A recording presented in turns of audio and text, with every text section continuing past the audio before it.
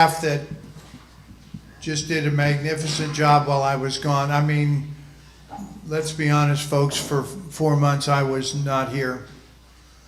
And this church didn't miss a beat, and it's because of people like Karen and Vaughn and Archie and Lacey and the leadership of our church that just, to be honest with you, I've told you before, we are a very healthy church. That's a sign of a healthy church. That when the senior minister is gone, the one that, and I know, I'm not trying to swell my head, I don't need a swollen head. But I know that I'm the face of this church.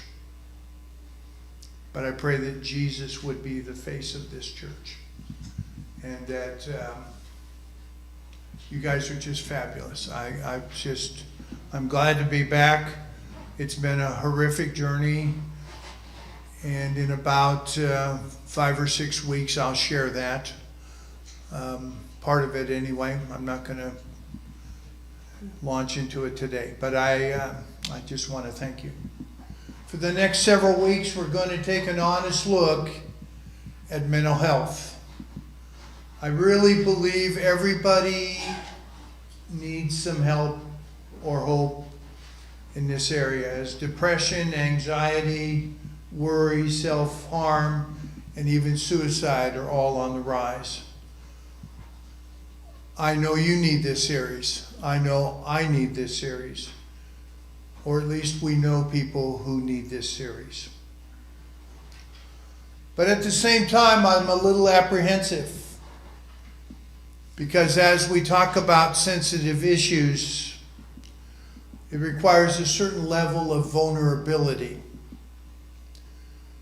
This is complex and will require us to be sensitive about how open we talk about our struggles. So I want to share with you for a moment just the background of where this series comes from. There's a song that I think captures what many of us are feeling this day. I'm not going to play the video because I think YouTube would probably throw us offline. But the song is called Honest. You can write that word down, Honest. And it's by a young lady who was on the 17th season of The Voice. Her name is Kendall Inskeep. Kendall Inskeep. Let me share some of the lyrics from that song. Every time I walk out of the house, I put on another face, just to blend in with the crowd so nobody sees me. You would never believe me. I tell you that I'm whole, but I'm still healing. I tell you that I'm happy, but I'm grieving. Thought I was a fighter, but I'm still in the fire. But if I'm being honest, listen to this. If I'm being honest, I'm not being honest. Some of us have been there. I give you roses just hoping you don't see the weeds in my garden. So the theme, the series title is Weeds in Our Garden. And it comes from this song.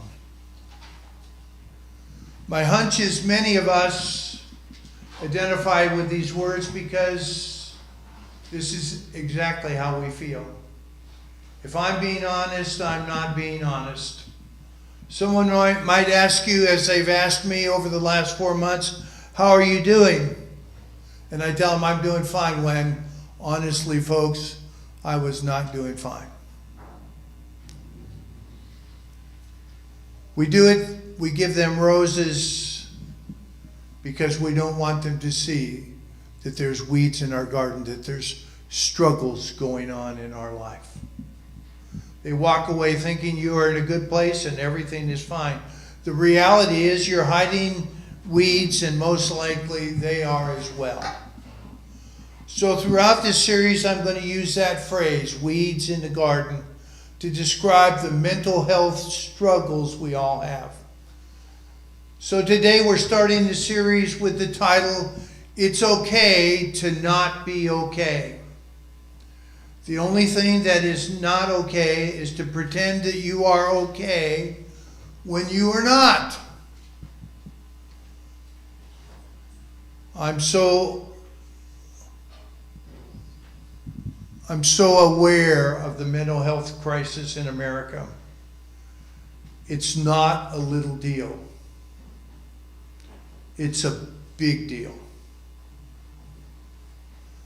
And it has become palpable since the pandemic. It's become worse since the pandemic. The World Health Organization, forget the politics of it, just the World Health Organization, says anxiety and depression have risen 25% in the last 5 years. Anxiety is now the #1 issue for women. Gen Z, that's 18 to 25-year-olds, is even worse. The number of young people who are now they're now called the most stressed out generation ever. The percentage of high school students who have more stress and pressure has risen from 25% in 2020 to 44% in 2025. The highest rate of sadness ever recorded. You realize that this is nearly half of our kids, 44%, are feeling hopeless and suicidal, and it's now at an epidemic.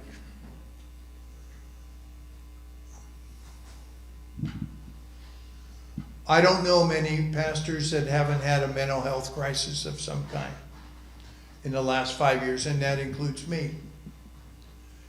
And I share that hoping that it is okay for me to not be okay. It is okay for me to not be okay, right? Okay. A survey this year revealed that 33% of all pastors, this is not me, trust me, this is not me, are contemplating getting out of ministry. 1/3 of the pastors in America are contemplating getting out of ministry. If you think the pastors are struggling, how's everybody else doing? Today's sermon is designed to give us 3 principles that will help us navigate this weighty series. First of all, Jesus really cares about the weeds in your garden. Jesus really cares about the weeds in your garden. I suspect there are some who aren't sure about that statement, but I want to tell you he really does care about you and me. So much of the work that he did in ministry, as the New Testament reveals it, would be called mental health stuff. Think about it. He called people and gave them hope and purpose. He called them into community. He called them into something bigger than themselves. When he went into his hometown and went to the synagogue, they handed him a scroll from the prophet Isaiah. Look at these words. These are the words that he read. Isaiah 61. And I'm going to read all 3 verses. I think, and it's not Karen's fault. I originally had 1 and 3, but I'm going to include verse 2. Let me read for you 1 to 3. Listen to this. Listen to the words, the mental health words that are in it. The Spirit of the Sovereign Lord is on me, because the Lord has anointed me to proclaim good news to the poor. He has sent me to bind up the brokenhearted, to proclaim freedom for the captives and release from darkness for the prisoners, to proclaim the year of the Lord's favor and the day of vengeance of our God, to comfort all who mourn, and provide for those who grieve in Zion, to bestow on them a crown of beauty instead of ashes. We sang that in that song just a few minutes ago. the oil of joy instead of mourning, a garment of praise instead of a spirit of despair. They will be called oaks of righteousness, a planting of the Lord for the display of his splendor. Did you see all those words? Brokenhearted, grief, despair, freedom. Those are all mental health words. When Jesus started his ministry, he preached a sermon we call the Sermon on the Mount. Now, Vaughn, for the last several weeks, preached on the Beatitudes, which is the very beginning of that Matthew 5-7 Sermon on the Mount.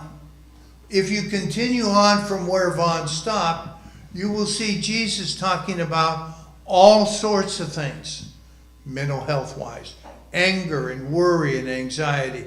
He talks about confessing openly our lives to the Father. He talked about relationship struggles and the need to forgive. I'm sure none of us have ever had any of those issues. How about the time when Jesus went across the lake to the Gerasenes?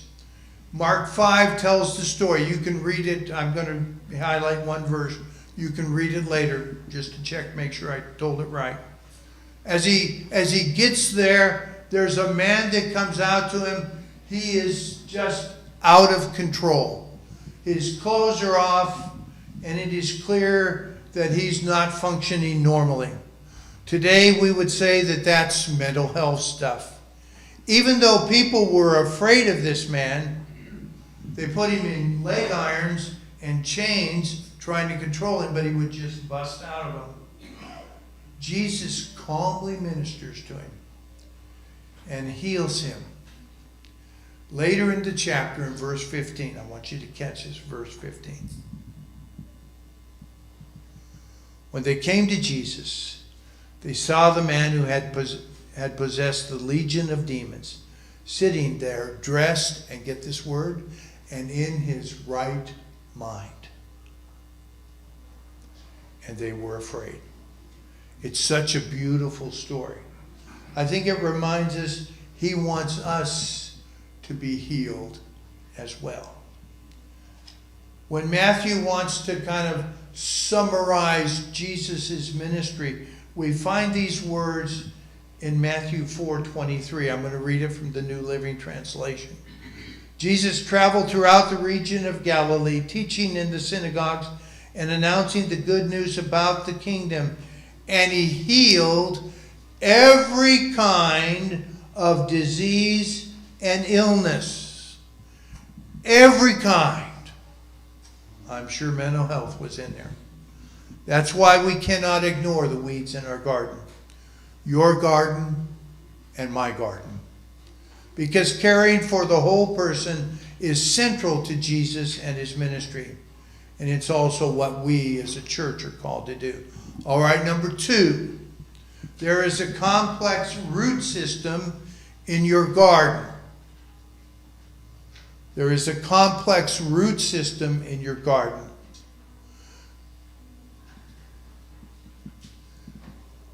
Christians, I've seen it over the years, sometimes we add to the problem. We add because we remind people of their shame and we hurt people by telling them if they were real Christians, they wouldn't act that way. If you truly follow Jesus, well, you would have enough faith to overcome this. I'm just telling you, this is really bad advice. If you were a mature follower of Jesus, you would just pray it away. And I just want to tell you, these things are not true.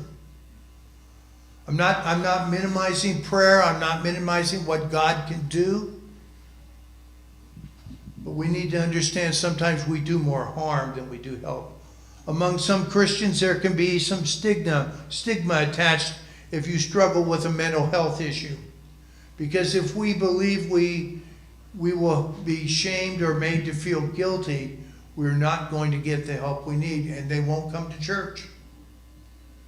And I praise God that this is a church that is open to all people, no matter what their struggle is. There's a complex root system in our gardens. When weeds in our garden pop up, you might want to find out the root cause of the problems. There are 4 different causes for the weeds in your garden. The first one is situational. If you're filling in the outline, the first one is situational. Stuff happens. Life happens. Someone tells you they don't love you anymore. Someone passes away. Your kids get bullied and you're harassed at work. All of that is going on at the same time, and it piles up and the load becomes higher and higher and higher, and it's too much for us to handle. We just have issues because of the circumstances around us. 2, biological, or I guess it's B, biological. We live in a fallen world, and not everyone in our body is the same as it's supposed to be. If I asked you to show up, raise your hands, most of us would say there are things in their body they wish they could change. I had a younger brother. He passed away during COVID. John could eat anything in the world and he never gained an ounce. When he went in the Navy, he had to sign a waiver. I'm not making this up. He's 6'5", 127 pounds. He had to sign a waiver that if he got blown over off the ship, that he wouldn't hold the Navy accountable. I'm serious. That's true. Am I right, dear? He had to sign a waiver, besides the fact he sleepwalked. But anyway. He never gained weight. And I can look at a donut on Facebook and I gain 10 pounds. And our biology can affect how we deal with mental health issues.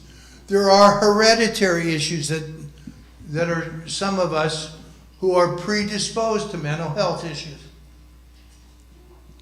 So some of the weeds in your garden are biological. Thirdly, some of them are medical or clinical, and that's number C. Medical or clinical. Maybe there's an issue where things are out of balance. Maybe there's a chemical imbalance.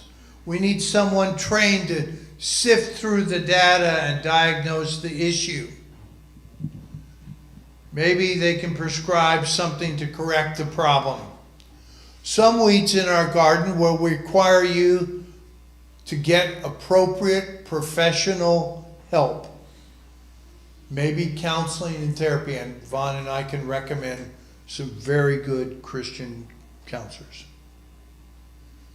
And you need to know there is no shame in going and getting counseling. God gave us medicine and doctors for a reason. And we need to use them when we need to use them. Sometimes our brain just gets ill, just like the rest of our body. If you need help, get it. But can we admit that the weeds in our gardens are deep? All right, number 4, or the letter D. Spiritual. Spiritual. How are you doing in your soul has a huge impact on your mental health. When you are not right with God, you are not right with the people you love. There are secret sins going on. There is no pill you can take that will fix it until you do business with God. The guilt and the shame just keep piling up higher, higher, and higher. Do you see that the root system of our garden is complex? And if we don't see it, it will fester and the issues in our life, and it affects us and the people we love. One thing about being the church is we tend to make all things spiritual. There are situations in your gardens that can't get better with prayer or Bible studies or life groups. There are some, you might say, some of us might say, if you were just more spiritual, you wouldn't have these issues. So don't be one of those well-meaning Christians that say it's all spiritual. So don't be one of those well-meaning Christians who believe that the cause of everything is spiritual. It's just not true. Just this week, I had a well-meaning lady. She is a saint and loved by many of you, and I will not tell you her name. And she was talking to my wife on the phone. And I got in the car and the speakerphone was on, and she said, "Are you listening, Bob?" And I said, "Yes." And she said, "I want you to go home and I want you to throw all of your medicines in the trash and just trust Jesus." Now, I want to tell you, that's the most horrible advice you can give. Please don't ever do it. And this is a lady, if I said her name, every one of you would say, "Wow." You all know, many of you know her. We say, you and Jesus can just work it out. I even have a friend, Brenda will tell you, we have a friend who used to work at St. Catherine Hospital as a CNA, and she got converted to Jesus, and I'd like to tell you this isn't true, but it's true. She would tell some of the patients, "Don't take your meds, all you need is Jesus." Seriously. Needless to say, she lasted about 2 months and she was fired. I'm just saying, not every problem is spiritual. So let's be careful about the advice that we give, but also realize something else that is truly spiritual. I want you to look, I don't think I gave them this verse, but I'm going to read it for you. It's John 10:10. The thief's purpose, listen to the thief is Satan, okay? The thief's purpose is to steal and kill and destroy.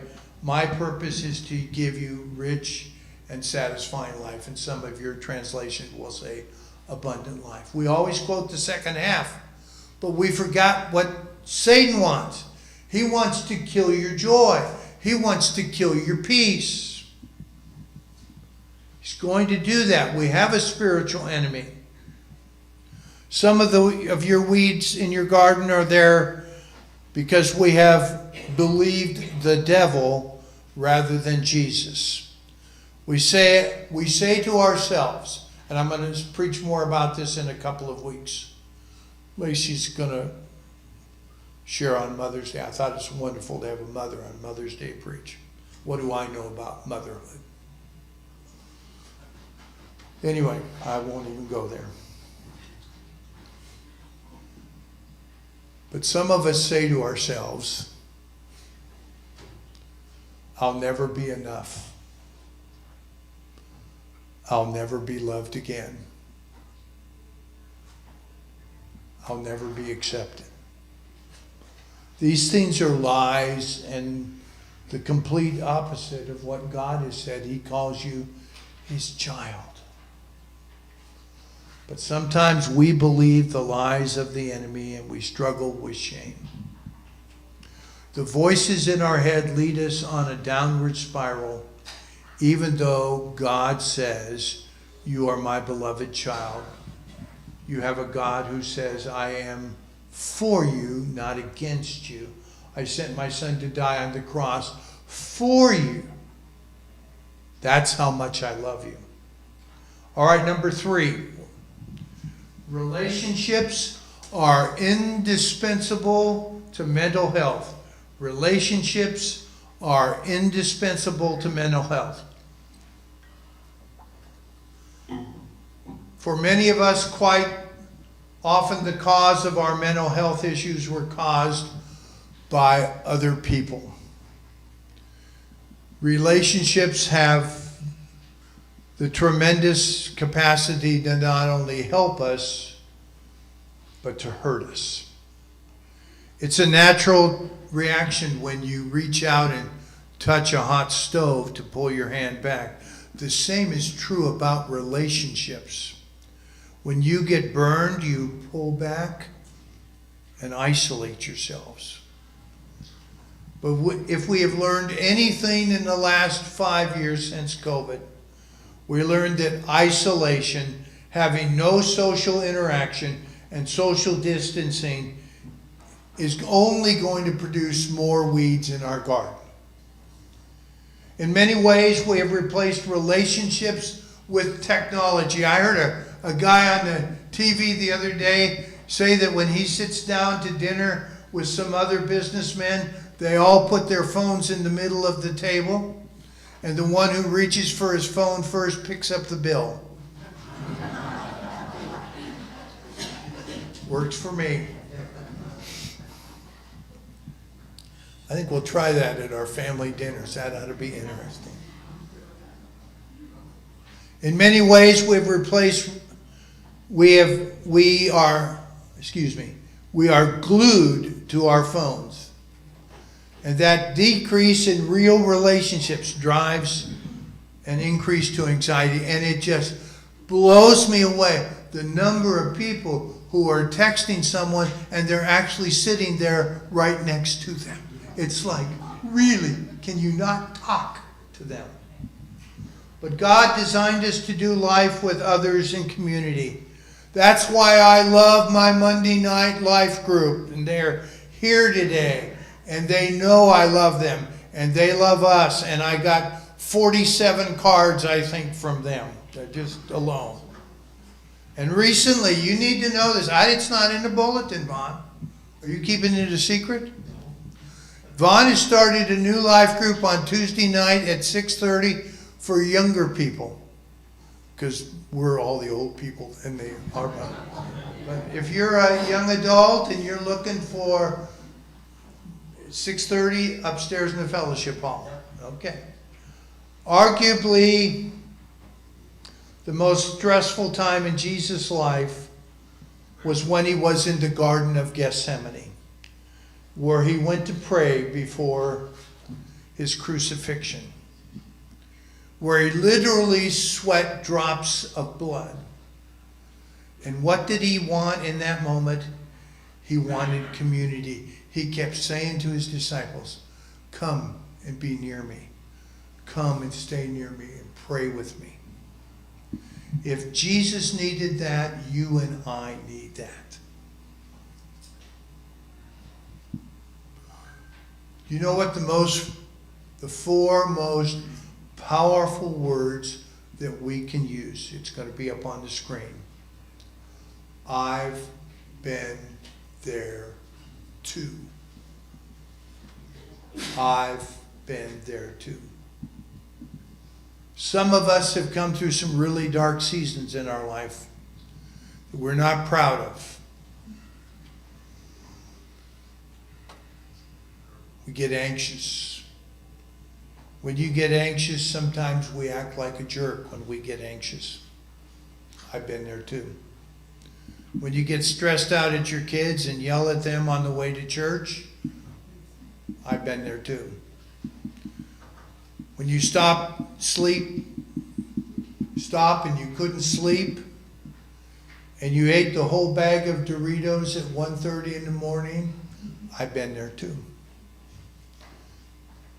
Friends, I want to tell you, don't blow this away. Jesus says relationships are indispensable for the weeds in our gardens. Some of us are grieving the loss of a loved one. Some of you are trying to heal from a divorce. that has brought all sorts of chaos into your life. Don't do the journey alone, but bring people that you can trust on board with you. That's why I encourage people to go to Grief Share, Divorce Care. One of the things I love about this church is it has been a place where you can come in and say, it's okay to not be okay. Jesus came for people who were not okay. Jesus was criticized for hanging and eating out with sinners. Some of the self-righteous Pharisees came to his disciples and he said, why does he eat with literally the scum of the earth? And Jesus replied, because it is the sick who need a doctor. Jesus is the healer of our soul. He's the healer of our families. He is the healer within us who knows why we have anxiety, burnout, stress. We're sad, depressed. We can't shake the shame. I want to introduce you to a man. His name is Jason DeFord, who has publicly stated that he's been incarcerated 40 times. And then he had what he calls, his words, a Damascus Road encounter with Jesus. Here's his picture. Jelly Roll. You know him as Jelly Roll. And some of you are saying, oh, that's Jelly Roll. I know who Jelly Roll is. I want to tell you some things. Blow your mind away. Recently, like last month, he headlined a big festival called the Stagecoach Music Festival in Southern California, where 75,000 people came for the festival. He gets to the end of his concert, and he's the last one to perform, and he says, I want to invite, sorry I get emotional about this, when you think about a guy that's been incarcerated 40 times, and then you hear what I'm going to tell you, it just makes me anxious. I want to introduce you to one of my friends, and his name is Brandon Lake. Now, you know Brandon Lake as the man who sings the song Gratitude. So Brandon Lake comes out on the stage with Jelly Roll and 75,000 people, and they lead them in worship to end the festival. That is mind-blowing to me.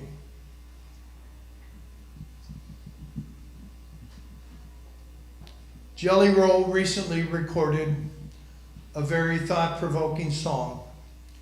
We're going to play the video of that song. It's called I'm Not Okay. Some of you know it. Some of us need to put it on our playlist, and some of you are asking.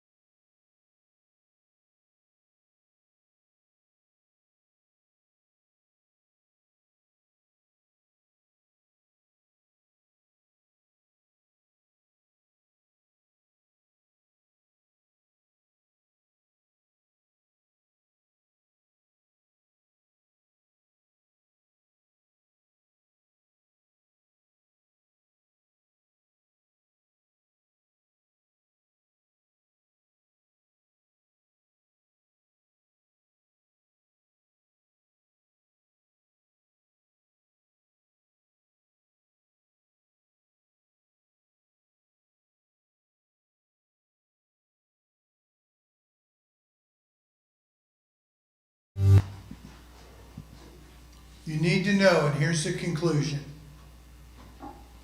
It's okay to not be okay. We're going to move to our communion time. And if ever there was a time for us to come before God and say to God, I'm not worthy to partake of this, but you have called me your child. None of us is worthy. And it's his table, and he invites us all, whether you're a member of our church or not, he invites us all. So I'm going to ask, we're going to sing this song. We have a